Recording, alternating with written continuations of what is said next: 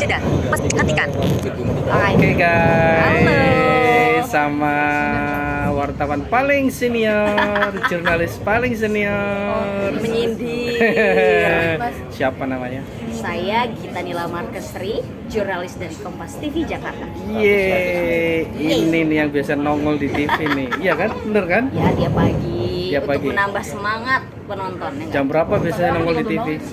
Kalau Kompas Sport jam 4 pagi, jadi dari rumah tuh jam 1 harus sudah bangun, jam 2 berangkat, jam 3 make up, jam 4 on air. Kalau Kompas pagi ya Oke. setengah 5 mulainya. Kira-kira sama lah berangkat. Tiap hari jam 1 pagi berangkat. Bangun Terus ya habis itu berangkat harus jam 2 karena rumahku jauh dari kantor. Habis itu jam 3 lewat setengah 4 gitu harus sudah make up karena jam 4 on air. oke, Mbak Gita. Jita.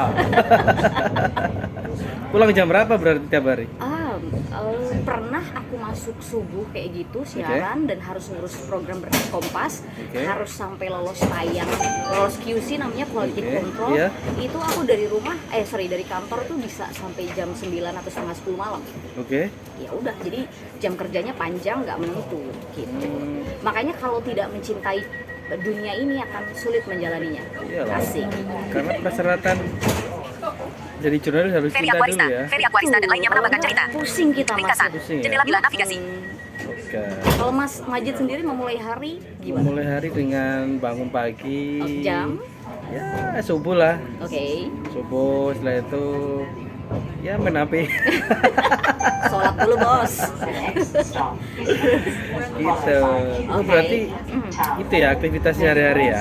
Iya, itu sih kira-kira. Terus ada aktivitas tambahan lagi Mas Majid. Apa tuh? Karena kita berdua keterima short course di Australia. Waduh. And my English competency is very basic, so I have to take private course in English. Really? Jadi setiap Senin dan Jumat aku harus menyediakan waktu untuk ikut kursus bahasa Inggris privat. Itu aja masih jelek ya Mas. Kursus singkat 3 bulan dijamin mahir.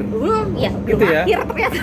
Masih Tapi bersyukurnya peserta AS ini, Wardi ini tuh semua baik-baik. Jadi kalau Iya kita dong. bahasa Inggrisnya jelek tuh ya diketawain, tapi nggak dihina gitu. Jadi kita semakin semangat untuk menjalani hari-hari selama 2 minggu ini. Malah kurang ya? Kurang dong.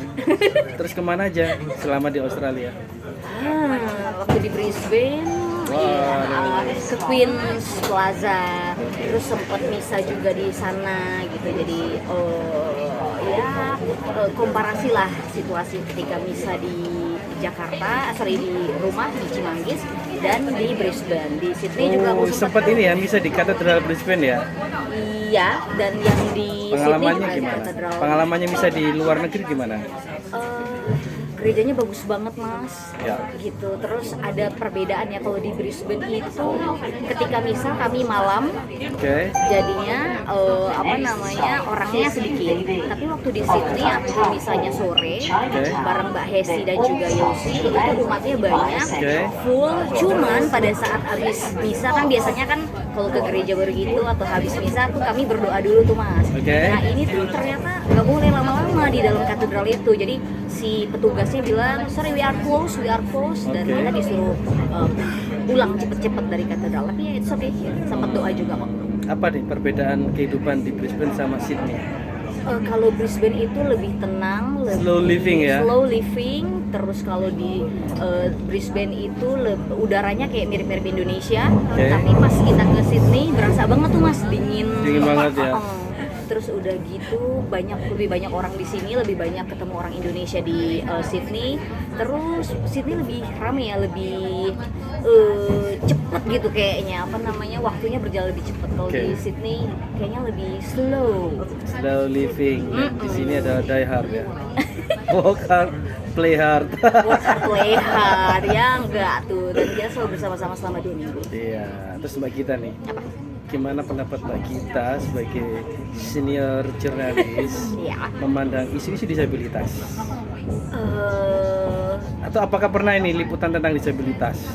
Aku dulu pernah liputan soal disabilitas, tetapi waktu itu sudah lama sekali ya Mas. Dan sekarang jujur program Berkas Kompas itu memandang isu-isu yang ada program, bukan program sorry, ada topik dalam 1 bulan sekali atau 3 minggu sekali kita bertajuknya tuh namanya Suara Tak Terdengar. Itu masuknya dalam platform Berkas Kompas, itu kerjasama dengan kompas.com, Kontan, dan juga Harian Kompas. Pernah kita bahas isu-isu soal disabilitas juga, karena suara tak terdengar itu konsepnya adalah voice the voiceless, jadi menyuarakan suara-suara yang tidak terdengar termasuk kaum disabilitas. Jadi kita pernah garap juga soal Down syndrome. Terus dia Kuliah sore, bagus sih, yang tapi berprestasi ranking Samsung Galaxy S24B. bahwa mereka itu bukan hanya disabilitas saja, tapi bagaimana dia bisa berprestasi bawa nama daerah dan juga nama Indonesia. Berarti itu ini ya datang ke studio Kompas TV ya? Enggak, kita bikin liputan, kita tapping, kita editing, terus ada waktu peliputannya, terus kemudian kita garap sebaik mungkin dan kemudian tayang dan harus lulus quality control juga. Percaya deh kalau produk jurnalisnya Kompas. Amin. Siapa sih yang ngeraguin? Yang penting kita bisa Mas, menyuarakan ya tentang disabilitas, meskipun mungkin porsinya tidak banyak karena kan itu kita seminggu sekali, Mas Majid.